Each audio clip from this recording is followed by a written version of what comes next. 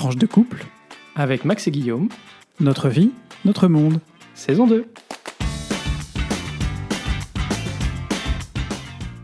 Bonjour, bonsoir et bienvenue dans ce 7e épisode de la saison 2 de notre podcast Tranche de couple. Épisode qu'on a choisi d'intituler Sapin confiné, parce qu'on est quand même dans une période un peu spéciale, à préparer des fêtes de Noël dont on ne sait pas trop ce à quoi elles vont ressembler, mais l'avenir nous le dira. Alors on est comme d'habitude très heureux de vous retrouver, on espère que c'est la même chose de votre côté. En même temps, si vous êtes là, c'est qu'il y a quand même bien à un moment donné que vous nous aimez un peu. Ce podcast est diffusé tous les 15 jours, le lundi, et vous pouvez nous retrouver entre-temps sur notre compte Twitter, mais aussi sur notre page Facebook. N'hésitez surtout pas à nous envoyer un petit message pour nous dire ce que vous avez pensé de cet épisode ou nous suggérer des sujets que vous auriez envie que Guillaume et moi traitions. Vous pouvez aussi nous écrire un mail sur tranchedecouple@gmail.com et surtout, si ce podcast vous plaît, n'hésitez pas à le faire connaître autour de vous. Et si vous pouvez nous mettre une note sur Apple Podcast, ça nous aidera à faire connaître le podcast. Alors, on commence comme d'habitude par la rubrique Actu. Et une fois n'est pas coutume, c'est Guillaume qui commence. Ben oui, on vous parlait de sapin confiné. On se demande un peu à quoi Noël va ressembler cette année. D'un pays à l'autre, on sait que les mesures vont être relativement différentes. Rien que si on compare ce qui se passe aujourd'hui aux États-Unis, par exemple, qui est probablement le pays le plus touché en ce moment par le coronavirus, avec plus de 230 000 cas recensés par jour et plus de 28 000 morts quotidiens, en comparaison avec, par exemple, un pays comme la Belgique, qui enregistre en moyenne 2000 à 2200 cas par jour et une centaine de morts. Voilà, on est dans des mesures qui vont être assez différentes. La France, par exemple, a mis en place une forme de déconfinement progressif, avec un premier allègement qui a eu lieu en fin de semaine dernière, la réouverture de tous les commerces, y compris ce qu'on appelle les professions de contact, les coiffeurs par exemple. Et puis une réouverture des cultes progressive aussi, avec quelques rebondissements, n'est-ce pas, et puis peut-être quelques petites erreurs de communication de la part du gouvernement, mais surtout des revendications un peu plus haute que d'habitude de la part notamment du culte catholique. La Belgique, de son côté, assume de n'avoir procédé qu'à un déconfinement, non pas un déconfinement en réalité, mais un assouplissement des mesures, en particulier à visée économique, puisqu'en Belgique, on vous l'avait expliqué l'année dernière, on fête Noël, mais on fête surtout Saint-Nicolas. Et aujourd'hui, on est le dimanche 6 décembre, et c'est le jour de la Saint-Nicolas. Et pour la Saint-Nicolas, les enfants et les adultes reçoivent des cadeaux à ce moment-là en Belgique. Et donc, il était important pour le gouvernement de rouvrir les magasins. Ça a été fait lundi. L'ensemble des magasins jugés non essentiels ont rouvert, sauf, contrairement à la France, les professions de contact, donc esthéticiennes, coiffeurs et compagnie. Je ne vous décris pas ma situation capillaire actuelle, on n'en est pas encore... Non, pas encore, mais ça va le devenir d'ici Noël. Je pense que ça va être sympa sur les photos. On va regarder ça dans quelques années en disant « Ah, c'est vrai, ça faisait 4 mois que je n'étais pas allé chez le coiffeur ». Bref, et donc en Belgique, voilà, l'assouplissement des mesures est encore très progressif, et le pays, contrairement à la France, n'envisage pas d'assouplir les mesures, notamment de bulles, pour Noël, et recommande donc de ne pas inviter plus d'une personne extérieure à la bulle pour Noël. Alors il y a toute une série de règles, on ne va pas revenir dessus, mais selon que si vous êtes isolé, selon que si vous avez déjà une bulle avec des enfants ou sans enfants, enfin bref, tout ceci fait que les choses vont probablement être relativement différentes d'un pays à l'autre. On attend un peu de voir comment les choses tournent dans les prochaines semaines aussi. On sait que la Belgique envisage de réouvrir d'assouplir de nouveau les mesures d'ici au 15 janvier, notamment réouverture des salles de sport, réouverture des lieux culturels, des cultes notamment, parce que les cultes n'ont pas repris non plus en Belgique. On attend un peu de voir comment ça va se passer. On sait que d'autres pays ont pris des mesures drastiques, notamment en France, en Allemagne et en Autriche, enfin surtout en France, en Allemagne et en Italie, en fait, concernant par exemple les stations de ski. On ne devrait pas oublier qu'au mois de mars, un des clusters autrichiens qui s'est répandu en Europe était lié à une station de ski extrêmement connue du Tyrol. Et puis donc en France, pour Noël, en France, en Allemagne, en Italie, pardon, les remontées mécaniques seront fermées, sauf pour les professionnels du ski et les affiliés de la Fédération française de ski. Ce n'est pas le cas en Suisse, qui est un pays un tout petit peu au milieu de la France, l'Allemagne et l'Italie, justement, et donc ça crée pas mal de situations un peu, on appellerait ça cocasse, mais finalement qui interpellent un peu sur l'importance de choisir des règles aussi en commun, avec le Premier ministre français Jean Castex qui a annoncé qu'il pourrait y avoir des contrôles aléatoires aux frontières suisses, franco-suisses notamment. Voilà, Max, si tu veux enchaîner sur un petit melting pot européen. Oui, alors effectivement, dans notre point de décryptage de l'Europe aujourd'hui, je voulais simplement d'abord rendre hommage à la Commission européenne qui a fêté sa première bougie. La commission de Ursula von der Leyen, ça fait déjà 1 an qu'ils sont en place. Alors peut-être une caractéristique de leur première année, c'est naturellement qu'ils ont plutôt été en mode gestion de crise qu'autre chose, parce que le Covid et toutes ses conséquences, et notamment pour en limiter l'impact économique, pour favoriser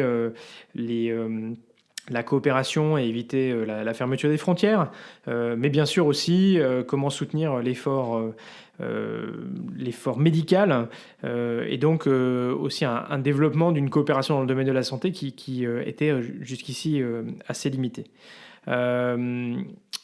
Néanmoins, on peut quand même voir que par rapport aux priorités que Ursula von der Leyen avait mentionnées dans son discours de politique générale, la Commission s'est aussi mise en mode de marche forcée, en annonçant pas mal de nouvelles initiatives et législations, dont un certain nombre vont être annoncées dans les prochaines semaines, vont être détaillées dans les prochaines semaines. Et donc, on voit quand même que cette commission est à l'offensive pour essayer de porter un certain nombre de propositions, et c'est heureux. À voir aussi comment la nouvelle administration Biden et donc la coopération avec les États-Unis ou la compétition sur certains sujets avec les États-Unis viendra aussi impacter l'agenda de la Commission. On pourra noter à cet égard que la Commission européenne a publié récemment un papier sur les priorités de coopération avec l'administration Biden, notamment dans tout ce qui est multilatéralisme et lutte contre le réchauffement climatique. Donc c'est plutôt une bonne chose. Et les États membres devraient aussi publier une telle déclaration du point de vue des États membres à l'issue du prochain sommet européen. Côté budget européen, puisqu'on vous en avait parlé, nos amis hongrois et polonais ont exprimé un veto sur le lien qui était fait avec l'état de droit, la conditionnalité au respect de l'état de droit, puisqu'il y avait un accord qui avait été trouvé avec le Parlement européen. Et par conséquent, le plan de relance et le budget pluriannuel restent bloqués pour l'instant. Ça veut dire que concrètement, la Commission, le Conseil et le Parlement ont trouvé un accord pour un budget seulement pour l'année 2021 qui fonctionnera au 12e. Vous savez, le principe, c'est que en gros, vous avez le droit de dépenser par 12e le budget de l'année précédente. Le gros problème que ça implique, c'est que le budget de l'année, de cette année est moindre que le budget qui était prévu pour les années suivantes. Et puis surtout, vous avez donc les plafonds ne peuvent pas être dépassés. Et puis surtout, vous avez des nouveaux programmes qui ont été adoptés dans le cadre du prochain budget pluriannuel, qui n'avaient donc pas de ligne budgétaire dans le précédent budget et qui donc ne pourront pas être lancés s'il n'y a pas d'accord. Alors dans ce contexte, on sait que les négociations et les pressions sont fortes pour essayer de faire bouger les Hongrois et les Polonais. On a notamment entendu récemment réémerger, pourquoi ? Parce qu'on sait que l'accord sur le budget européen, il y avait déjà les Hongrois et les Polonais qui n'étaient pas très heureux sur la question de la conditionnalité de l'état de droit. Donc réémerger l'hypothèse d'un plan de relance qui serait fait à 25 plutôt qu'à 27, c'est-à-dire en excluant les Hongrois et les Polonais, puisque vous savez que le plan de relance, il s'agit de s'endetter collectivement. Et donc, effectivement, si 2 États membres ne veulent pas soutenir ce plan de relance, à ce moment-là, une hypothèse pourrait être de partir sans eux. Alors on verra ce que ça donnera. Mais ce sera quand même une évolution à surveiller si on commence à voir une Europe à plusieurs vitesses. C'est-à-dire que dans certains cas, ceux qui sont d'accord pourraient partir en avant des autres. Tu parles d'exclusion de la Hongrie et de la Pologne, ce serait pas... ce serait pas une exclusion. Non, ce serait... c'est un petit peu une coopération renforcée. Une avancée sans la Hongrie et la Pologne. Voilà. Avec quand même un certain nombre d'éléments compliqués parce que ce budget de relance, il serait quand même géré par les institutions européennes et donc financé par le budget payé par tout le monde. Je ne sais pas si tu vois ce que je veux dire, mais donc c'est pas simple. On avait déjà connu ces problématiques-là avec l'Eurogroupe, donc les nations qui ont l'euro. Et on voit que ces différences de composition d'États membres, c'est pas forcément simple à gérer. Alors, dernier sujet européen, on ne pouvait pas faire une rubrique de décryptage de l'Europe sans parler des suites du Brexit et donc de la relation future entre l'Union européenne et le Royaume-Uni. On est dans la dernière ligne droite. En fait, on a dépassé la dernière ligne droite parce que, vous vous souvenez, il fallait qu'il y ait un accord avant fin novembre. Ça fait quasiment 6 mois qu'on nous dit qu'on est dans la dernière ligne droite. Le dernier marathon, on est sur un terrain nivelé par notre ami Michel Barnier, comme tweetait notre ami Michel Barnier. On n'en voit pas le bout de cette dernière ligne droite, en fait. Non, exactement. Et donc, normalement, pour que tout ait été propre, il aurait fallu qu'on trouve un accord d'ici mi-novembre. Alors après, ça a été repoussé, fin novembre. Et puis maintenant, on est déjà en mois de décembre. Et on voit que les divergences de fond restent, parce que l'Union européenne continue à demander au Royaume-Uni un certain nombre de garanties dans des domaines importants pour éviter que le Royaume-Uni ait un avantage comparatif parce qu'il est tellement intégré, ou était jusqu'ici tellement intégré au marché commun, qu'il a un avantage comparatif si jamais on lui imposait pas de respecter les mêmes règles. On parle de dumping économique. Il pourrait proposer des choses puisqu'il ne serait plus soumis aux mêmes règles, il pourrait proposer des conditions plus favorables qui feraient qu'il aurait des coûts, des tarifs qui soient plus abordables que ses concurrents en Europe. Donc on voit bien l'intérêt. Et puis il y a la question de la pêche, qui est un sujet important, notamment pour les pêcheurs français, puisque vous le savez, en fait, les pêcheurs français, mais aussi les pêcheurs d'autres pays, vont largement pêcher une partie de l'année dans les eaux britanniques, parce qu'elles sont plus poissonneuses que les eaux françaises. Et que par ailleurs, ça n'est pas que dans un sens, parce que il y a beaucoup de poissons qui sont de poissons britanniques qui sont vendus dans l'espace économique européen. Donc du carte d'identité. Non, mais bon, en tout cas que les poissons que les Britanniques pêchent.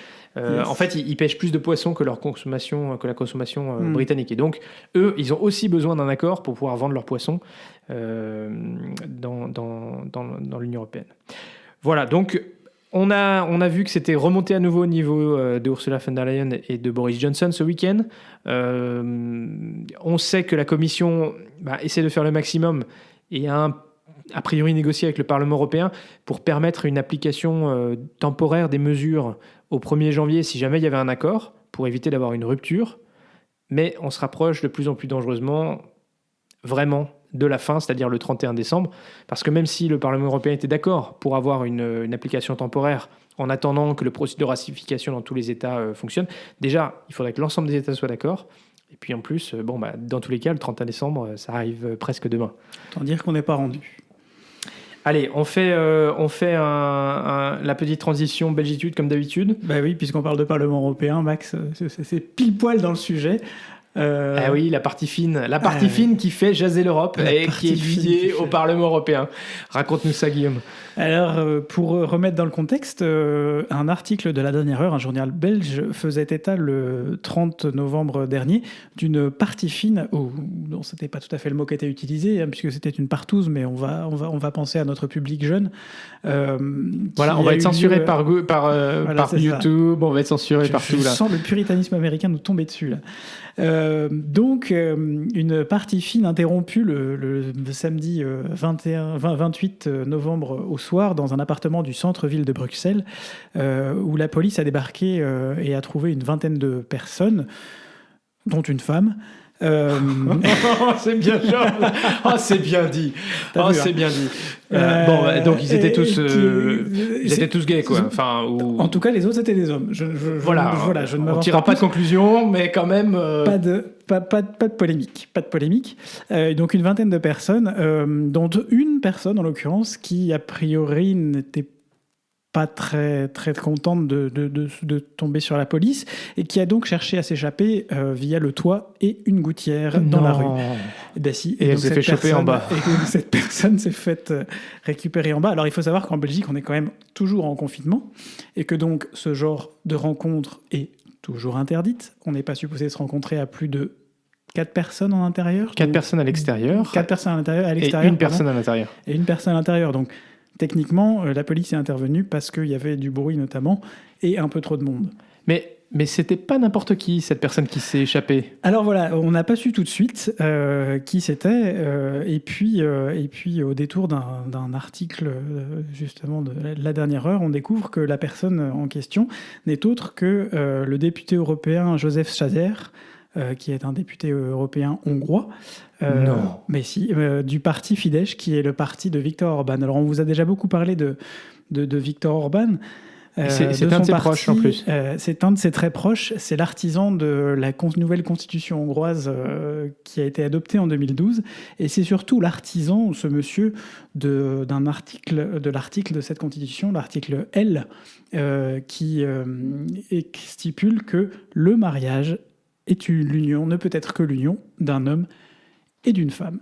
Donc, alors, au-delà du fait qu'il a été pris la main dans le sac, ou dans autre chose, mais peu importe, ça ne nous regarde pas, il y a une vraie question qui se pose là derrière sur comment se fait-il qu'un homme qui défend des positions aussi strictes dans un parti aussi conservateur et aussi peu enclin à laisser la porte ouverte aux droits de l'homme et à des avancées progressistes. Oui, bon, alors, il a le droit d'avoir une vision conservatrice et tout ça. Mais le problème, c'est que c'est pas que la rédaction de cet article de la Constitution. C'est aussi que c'est un homophobe notoire et il soutient pleinement, voire il est l'instigateur d'une politique homophobe du gouvernement Orban. Quand on est homophobe, ça ne se limite pas au mariage. C'est aussi l'interdiction notamment des gay pride. C'est aussi l'interdiction des lois qui sont en cours de discussion en ce moment, qui ressemblent aux lois qui sont passées en Russie il y a quelques années pour interdire la diffusion de publicité la propagande. à caractère propagandaire pour LGBT.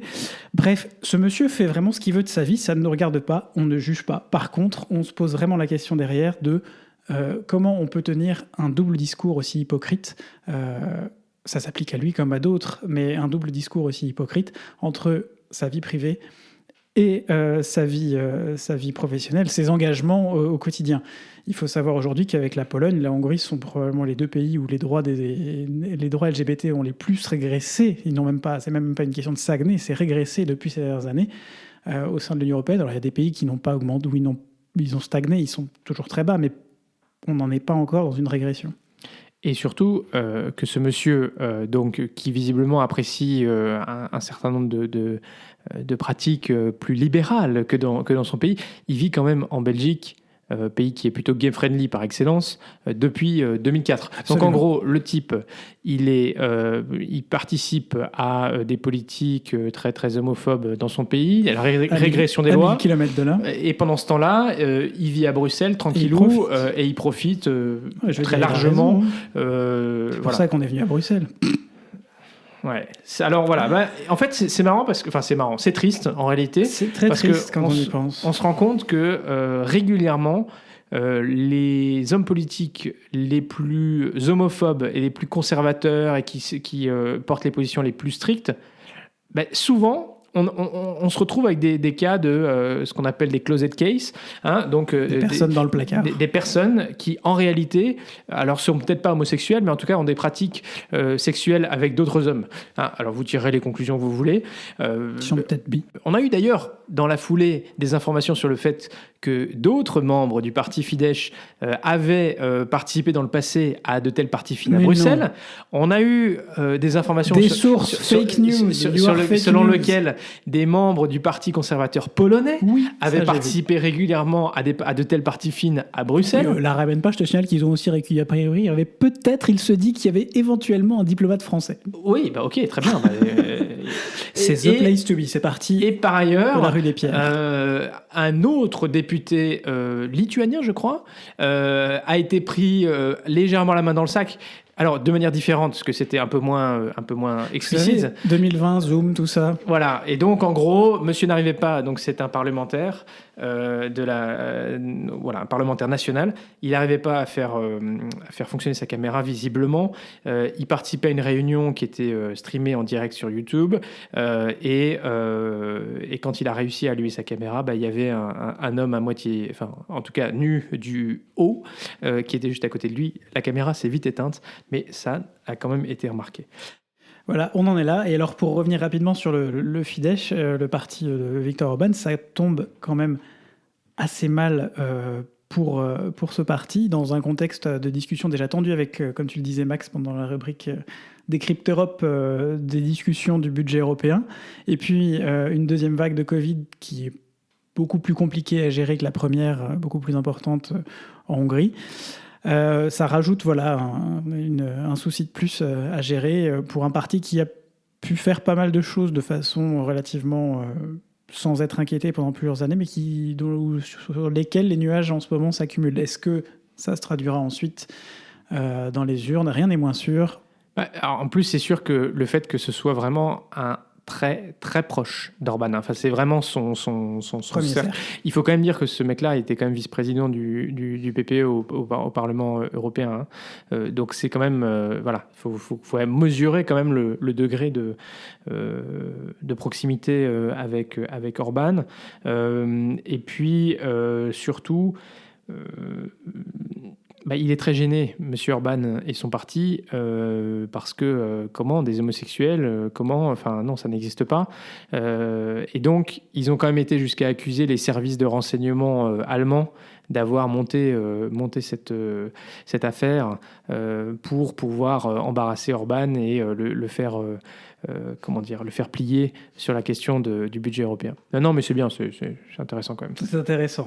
Je conclurai en reprenant un texte, la conclusion d'un article que je vous partagerai sur Twitter d'Olivier Lebussy sur la Libre Belgique, qui dit de tout cela et des stigmatisations dont la communauté LGBTQI est victime en Hongrie, Joseph Schager s'est fait le complice zélé. Comment traduit-on Tartuffe en hongrois ?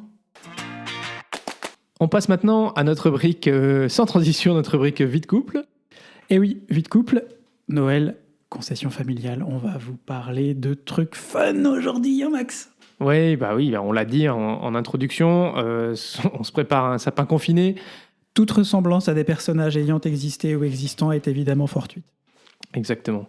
Et donc, c'est pas simple. C'est pas simple parce que ça fait quand même 8 mois qu'on est en condition un petit peu confiné. Même plus si on a eu une petite bouffée d'air fraîche cet été. Et donc, voilà, Noël, ça reste quand même un moment important en famille, pour se retrouver. Et donc, comment est-ce qu'on arrive à concilier à la fois le fait de garder de la distance et puis garder des précautions, parce que même si on nous annonce que le vaccin sera bientôt là, il faut bien avoir conscience que si les gens font n'importe quoi pendant les vacances de fin d'année, on se retrouvera avec un 3e confinement en janvier, et je pense que personne n'en a vraiment envie. Et en même temps, arriver quand même à vivre un moment qui sera un peu différent, mais quand même où on arrive à partager quelques bons moments à Noël. Alors, comment on fait, Guillaume ? Et ben, on fait des concessions. Voilà. Hein, on discute beaucoup, on réfléchit à comment faire les choses de façon la plus sécurisée possible. Alors, on se pose la question de où est-ce qu'on va faire ça. On cherche un gîte, on cherche un endroit. Juste pour préciser, nous, on n'envisage pas de se retrouver à 30 pour Noël. Hein. Non, on va c'est être dans le cercle extrêmement proche, familial extrêmement proche, si on peut. Mais on discute quand même, on cherche un endroit, on se pose des questions, et puis on doit prendre en compte aussi quelques on facteurs doit externes. prendre en compte quelques facteurs externes. Clémence, si tu nous entends. Clémence, c'est ma sœur qui est enceinte et qui attend un petit bout pour le mois de mars prochain. Toutes nos félicitations. Toutes nos félicitations, et qui se retrouve maintenant malheureusement obligée de garder le lit et de prendre des précautions et de rester au calme. Voilà, donc pour une personne relativement dynamique comme elle, ça doit pas être si facile. Courage. Mais donc on discute, on cherche des solutions qui pourraient convenir à tout le monde, et puis on dit que finalement la solution ce serait peut-être pas 100% mais 80% de ce qu'on veut en moyenne, et puis on cherche un gîte pas trop loin de chez elle pour pouvoir quand même essayer de la voir, et puis on cherche un gîte qui nous plaît quand même un peu, et puis on cherche un gîte, on a un peu de place pour pouvoir quand même faire un repas à 4 ou 6 en fonction de combien on sera si elle vient ou pas pour Noël. Mais voilà, on discute beaucoup, on réfléchit beaucoup. Ma mère joue un peu les casques bleus au milieu de tout ça. Mais bon, maman, si tu nous entends. On apprécie beaucoup ce côté casque bleu. Enfin bref, je crois que cette année, on aura vraiment usé de tact et de diplomatie pour arriver à là où on en sera au moment de Noël. Alors, voilà, ce qui est extrêmement important, c'est que on va tous essayer quand même de faire attention avant de retrouver nos proches, pour éviter de se retrouver dans une situation où c'est nous qui les contaminons. Et puis aussi, faire attention, peut-être pour limiter les câlins, limiter les moments où potentiellement on pourrait choper la Covid. Enfin, du côté de Max, ils l'ont déjà tous eu dans les 3 derniers mois, donc a priori. Non, pas mes parents. Non, c'est vrai. Alors, un deuxième sujet dont on voulait vous parler, c'est toujours un peu cet objectif qu'on a d'offrir, de consommer de manière responsable quand on pense à Noël. Parce que, même si peut-être tous les magasins ne sont pas tous ouverts, ou alors que c'est pas forcément aussi simple de se balader comme on le faisait d'habitude, ça reste une préoccupation qui, de notre point de vue, est importante. Alors, on vous avait déjà parlé l'année dernière des furoshiki, ces emballages cadeaux en tissu réutilisables d'une année sur l'autre, qui évitent d'utiliser et de gâcher du papier, du papier cadeau, qui va globalement être utilisé pendant 5 minutes pour faire joli, et puis qui sera déchiré et mis à la poubelle. Donc cette année encore, on utilisera des furoshiki de notre côté, et on est d'ailleurs assez content de voir que cette initiative fait des émules, parce que plusieurs de nos proches ont décidé eux aussi d'utiliser des furoshiki pour emballer les cadeaux. Absolument. Eh oui, on nous a un peu regardé bizarrement à Noël dernier quand on est venu avec nos cadeaux emballés dans du tissu. Et puis effectivement, on s'est rendu compte que, je sais pas si c'est nous, mais en tout cas, il y avait quelque chose qui était lancé, et je trouve ça assez chouette, parce que déjà de se dire que peut-être on a eu un impact, ça c'est important. Et puis pour notre ego et pour l'impression qu'on laisse derrière. Mais non, mais pour moi c'est aussi important. Et puis c'est aussi important de se dire que les mentalités changent. Les mentalités changent. Voilà, on fait évoluer les gens, on fait évoluer sur des choses qui paraissent. On ne touche pas au papier cadeau à Noël. Et surtout, on peut trouver des alternatives qui sont pour un truc qui va être utilisé une fois et jeté tout de suite. C'est typiquement vraiment c'est comme les emballages alimentaires. Ça, on a beaucoup de travail encore à faire là-dessus, mais c'est comme les emballages alimentaires. Quand on y pense, c'est une hérésie de se dire qu'on utilise ce papier une fois et qu'ensuite il est jeté à la poubelle. Ouais, une des grandes craintes quand même, c'était un peu l'argument, c'était de dire ah oui, mais les enfants, ils adorent déchirer les papiers cadeaux et tout. Et finalement, on voit que les enfants se sont vraiment adaptés et qu'un joli furoshiki, c'est aussi sympa que. Et s'ils n'ont pas de papier cadeau déchiré, ils iront jouer avec les jeux qu'ils ont eu pour Noël. Ah ouais, c'est pas mal. Mais alors, c'est aussi où est-ce qu'on va acheter nos cadeaux qui importe quand on essaie de penser responsable. Ben oui, on va penser circuit court, on va penser aussi période économique compliquée pour les commerces, donc on va aussi penser à aller acheter des cadeaux dans des commerces qui sont autour de chez nous.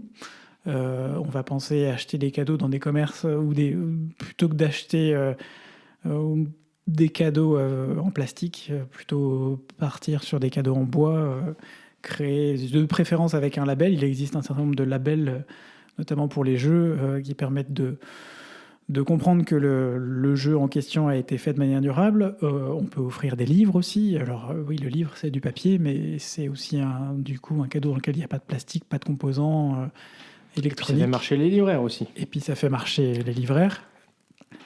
On peut aussi acheter du livre électronique et offrir un livre électronique aussi la personne qui recevoir le cadeau. Si la personne apprécie de lire sur tablette, alors c'est aussi évidemment une bonne idée.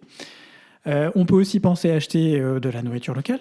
Ça fait aussi partie des choses qui sont intéressantes à offrir pour Noël.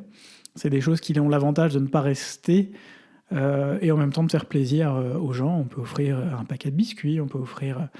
Je fais une spéciale dédicace d'ailleurs à ce sujet à la communauté de Thésée, dont on vous a déjà parlé, communauté œcuménique en Bourgogne, qui a lancé, après une réflexion pendant le confinement, ses propres biscuits artisanaux de la communauté de Thésée.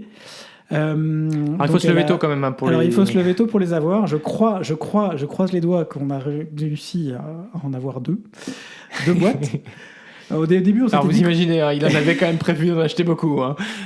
Vous le connaissez. Et donc, ils ont fait deux types de biscuits, des biscuits au miel de Bourgogne et des biscuits végétariens salés aux graines de tournesol. Alors, tout est local. La boîte est faite localement dans une entreprise qui est... Donc, pour vous dire, Thésée, c'est près de Cluny, pas très loin de Mâcon, donc en Bourgogne. La boîte est faite dans une entreprise qui est entre Cluny et Mâcon. La farine vient d'une minoterie qui est littéralement de l'autre côté de la route, en face de Thésée. Le sucre vient également d'une exploitation proche. Le miel vient du Morvan, donc c'est tout à côté. Bref, ça pour le coup, c'est vraiment soutenir le circuit court. Le beurre, je ne sais pas, j'ai pas l'information. Ça doit être local aussi. C'est probablement local, je suis persuadé qu'il y a du très bon beurre en Bourgogne. Voilà, donc c'est des idées, des choses, des possibilités. Et puis... moi, je suis assez fan des boîtes de biscuits en métal, notamment celle de Marks & Spencer, et je dois reconnaître que celle de Thésée, elle est quand même trop belle avec ses carrés plein de couleurs. Magnifique. Et puis, n'oubliez pas aussi que les restaurateurs, normalement, Noël, c'est une grosse période pour eux. En ce moment, du coup, c'est compliqué parce que les restaurants restent fermés, mais un certain nombre de restaurateurs proposent des plats emportés ou en format traiteur. Donc, vous pouvez aussi peut-être soutenir pour un repas ou l'autre des restaurateurs de votre entourage, locaux, pour participer aussi à ce soutien. Je voudrais aussi mentionner, parce qu'on parle d'être responsable, les associations qui peuvent être soutenues en cette fin d'année. N'oubliez pas de faire vos dons en cette fin d'année. Aux associations qui notamment s'occupent des plus fragiles et qui ont besoin de votre aide pour pouvoir soutenir un nombre croissant de personnes en difficulté. Vous l'imaginez, cette période du confinement a accru les personnes qui sont dans le besoin. Absolument, merci Maxime. Dernier sujet, dernière rubrique de cet épisode. Aujourd'hui, Guillaume, tu veux nous parler du festival numérique L'Amour de loin. Et oui, le Festival numérique L'Amour de Loin, c'est un festival qui a été lancé par les Forces musicales. C'est le syndicat français qui regroupe les orchestres et les opéras, la majorité des orchestres permanents et des opéras en France, qui propose donc ce syndicat depuis le 4 décembre au soir et jusqu'au 16 décembre un festival en ligne qui s'appelle L'Amour de Loin, dans lequel chaque orchestre ou chaque opéra participant offre un événement à découvrir sur Facebook. Alors ça peut être des événements qui ont été enregistrés il y a quelques temps déjà. On sait que le confinement a mené les opéras et les orchestres à enregistrer un certain nombre d'œuvres et de concerts pour les rediffuser ensuite. Ça peut être aussi comme l'Opéra de Rouen, des concerts en live sur Facebook proposés gratuitement, j'insiste bien sur le gratuitement au public. Donc c'est probablement une des dernières fois, j'espère, on croise vraiment les doigts, où on pourra profiter de super œuvres, de superbes concerts en direct gratuitement sur Internet, en espérant pouvoir, dans le courant de l'année prochaine, retourner s'asseoir sur des fauteuils de velours rouge de nos opéras et revoir des opéras et réécouter de la musique en direct. Mais en attendant, je vous invite à aller sur le site www.lesforcesmusicales.org pour en savoir un peu plus sur ce festival et sur les événements qui y sont planifiés. Par exemple, pour aujourd'hui, dimanche 6 décembre, c'est un récital lyrique de l'Opéra de Vichy qui sera proposé à 16h en direct sur les pages des Forces musicales.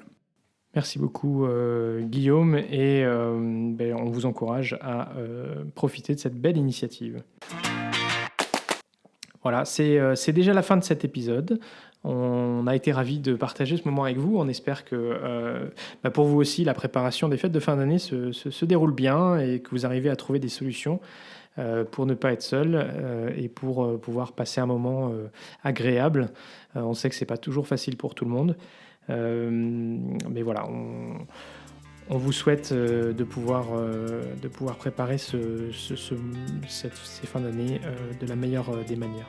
Voilà, merci Max, gros bisous à tous, on vous embrasse très fort, prenez soin de vous, prenez soin des autres, sortez masqués, et à très vite. Pour de nouvelles tranches vitaminées.